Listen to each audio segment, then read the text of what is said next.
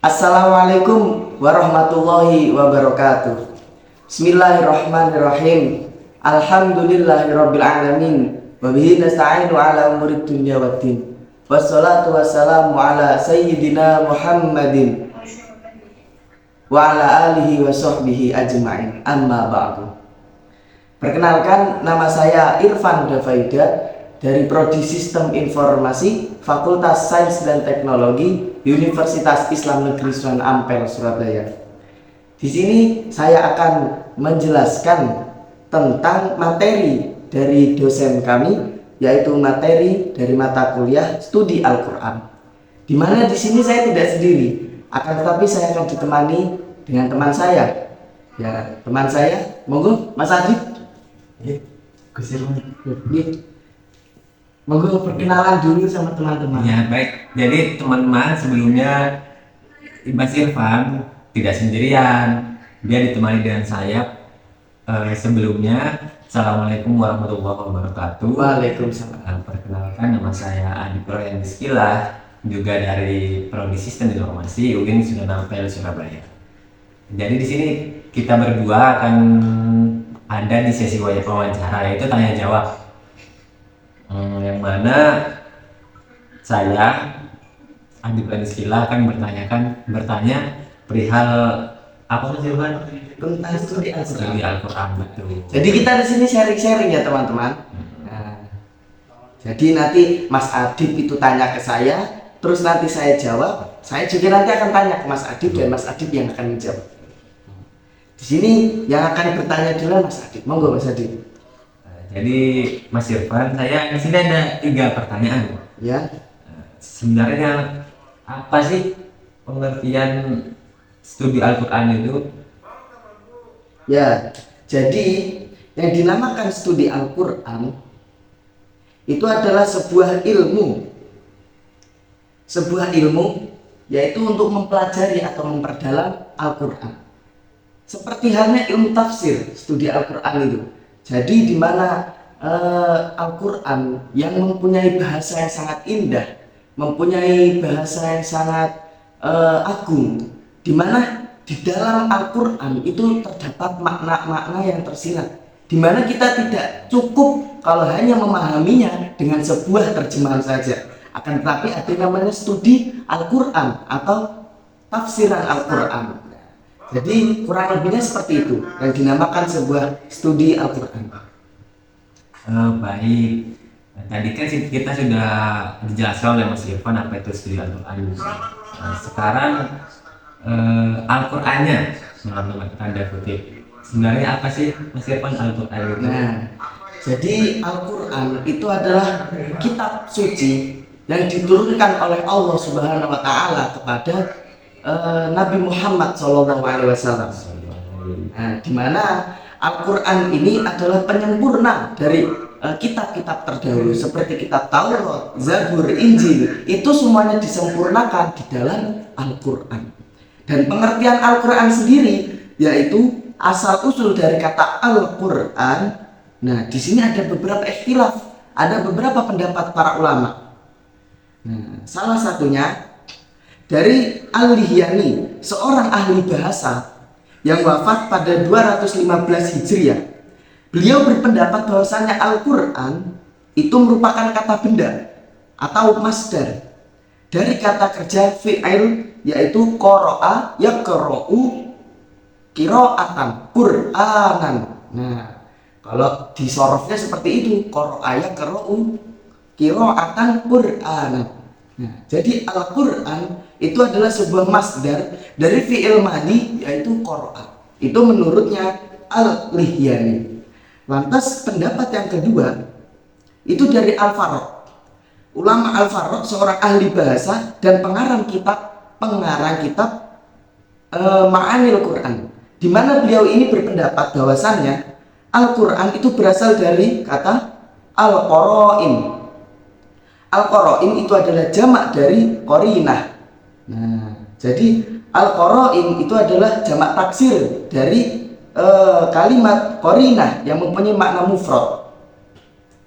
Nah, terus ada ikhtilaf lagi. Menurut Syekh Al-Asy'ari, seorang ahli ilmu kalam, ini dari aliran Sunni, ulama Sunni. Beliau berpendapat bahwasannya, nah, Al-Quran itu berasal dari kata korona, nah, yang mempunyai arti menggabungkan. Nah, terus ada lagi dari Syekh Az-Zajjaj. Beliau berpendapat bahwasannya Al-Quran itu berasal dari kata Al-Qur'u, yang berarti atau yang mempunyai arti yaitu himpunan. Al-Qur'u itu adalah himpunan. Lantas ada yang lebih masyhur menurut para ulama, ini adalah dari Imam Syafi'i, bahwasannya Al-Quran itu merupakan nama yang bukan bentukan dari isim mustaq. Nah, isim mustaq itu sendiri apa? Isim mustaq itu yang bukan dari tasrifan. Seperti yang tadi ya, qara'a yaqra'u, qira'atan Qur'anan, itu bisa ditasrif. Sedangkan Al-Quran menurutnya Imam Syafi'i itu adalah sebuah isim mustaq dan bukan dari tasrifan atau kata bentuk. Nah, itu menurutnya Imam Syafi'i. Nah, mungkin itu dari pengertian sendiri Al-Quran. Dan terus di sini ada firman Allah, Quran surat Al-Waqiah ayat 77 sampai 78 yang bunyinya innahu laqur'anun karim fi kitabim maknun. Innahu laqur'anun. Laqur'anun di sini Allah menyebutkan langsung Quran. Nah, ini adalah dalil dari pendapatnya Imam Syafi'i. Mungkin itu yang bisa saya sampaikan.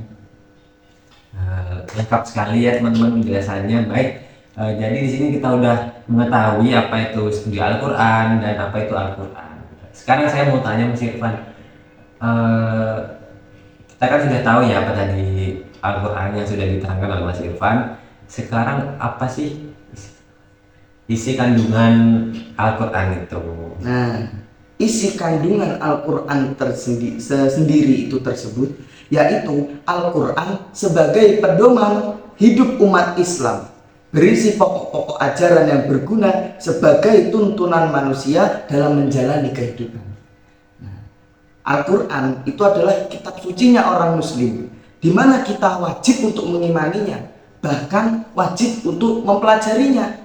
Nah, di mana Al-Quran itu semuanya sudah lengkap, dari sejarah-sejarah para nabi terdahulu, hukum-hukum ketetapan Allah juga disebutkan di dalam Al-Quran, dan pedoman-pedoman tuntunan hidup untuk kita sebagai kita bekal ketika kita akan melanjut ke dunia ke akhirat. Nah, jadi intinya isi kandungan Al-Quran itu adalah sebuah pedoman-pedoman bagi umat manusia. Nah, terlebih lagi untuk umat Islam. Nah, umat Islam yang mempunyai kitab suci ini. Mungkin itu. Nah, bagus sekali ya teman-teman penjelasannya dari Mas Irfan. Sekarang gantian nih Mas Irfan yang nanya ke saya. Nah, jadi setelah sudah saya jelaskan ya sedikit yang saya tahu, nah, sekarang gantian saya yang akan menanyai Mas Adib. Nah, siap Mas Adib ya? Nah, jadi pertanyaan yang pertama, Al-Quran itu kan menggunakan bahasa Arab. Nah, lantas mengapa bahasa Al-Quran menggunakan bahasa Arab? Coba dijelaskan Mas Adib. Betul. Jadi kenapa Al-Quran itu menggunakan bahasa Arab? Karena yang pertama Al-Quran itu menggunakan gramatikal bahasa yang sangat tinggi. Contoh, kenapa Allah dalam Al-Quran itu tidak disebutkan dalam saya atau aku, tapi kami. Nah, seperti yang Mas Irfan jelaskan tadi, jika kita menggunakan terjemahan saja itu bisa salah kaprah teman-teman.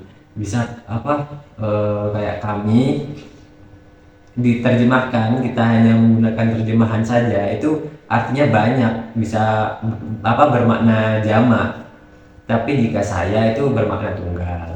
Nah, kenapa harus ada tafsir? Karena di dalam bahasa Arab itu kata kami itu menggunakan bahasa termasuk bahasa yang mulia begitu.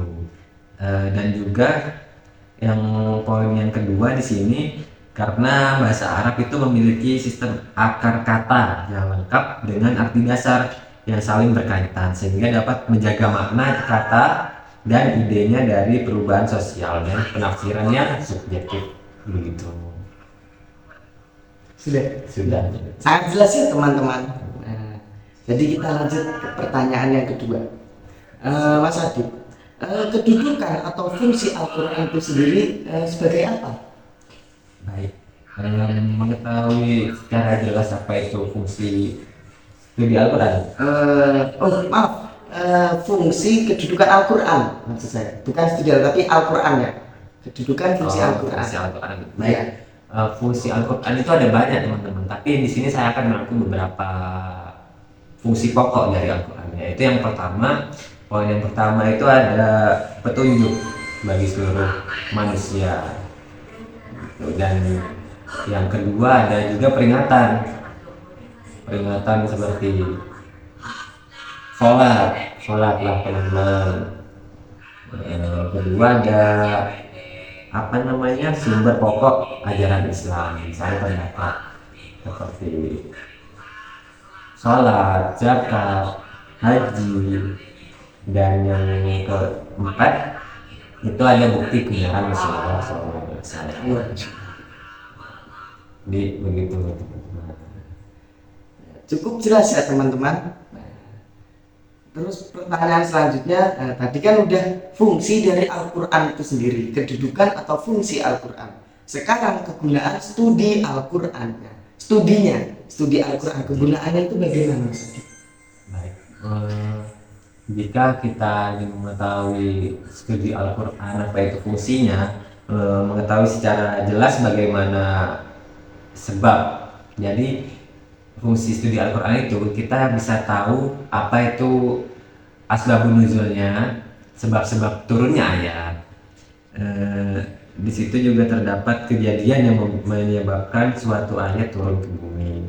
Dan yang ketiga, fungsi studi Al-Quran juga dapat membantu para pengkaji Al-Quran dalam menghilangkan keraguan terhadap orang-orang yang belum percaya dengan Al-Quran.